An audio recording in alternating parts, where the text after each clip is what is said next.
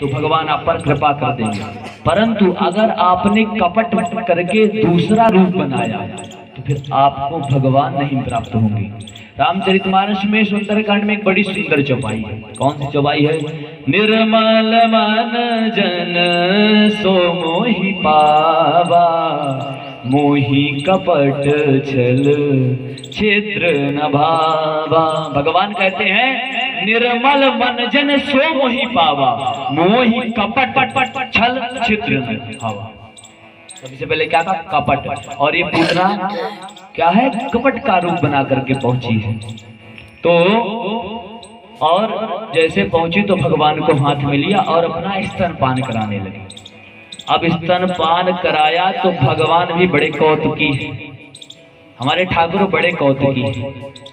अगर कोई इन्हें कमजोर समझे तो उसके लिए बलशाली बन जाते हैं, और जो बलशाली समझे तो उसके लिए कमजोर बन जाते हैं।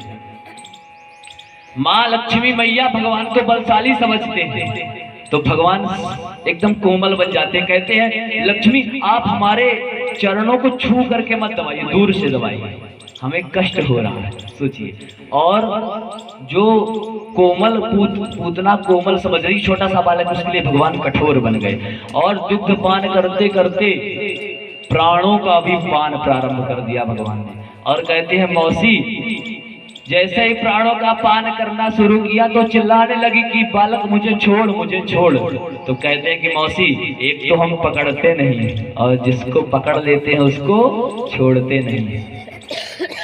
परमात्मा में एक बार किसी का चित्त लग जाए तो फिर वो चित्त हटता नहीं, केवल उन्हीं में जाकर के मन को शांति मिलती है।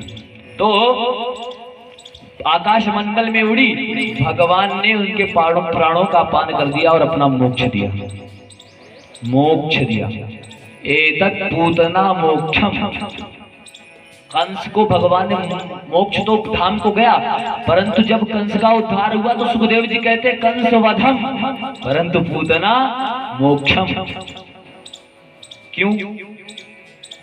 तो सुखदेव जी से पूछते हैं परीक्षित जी कि महाराज मोक्ष क्यों दिया? अपना धाम जो माँ यशोदा माँ देवकी को गति दी वही गति पूतना को भी दी।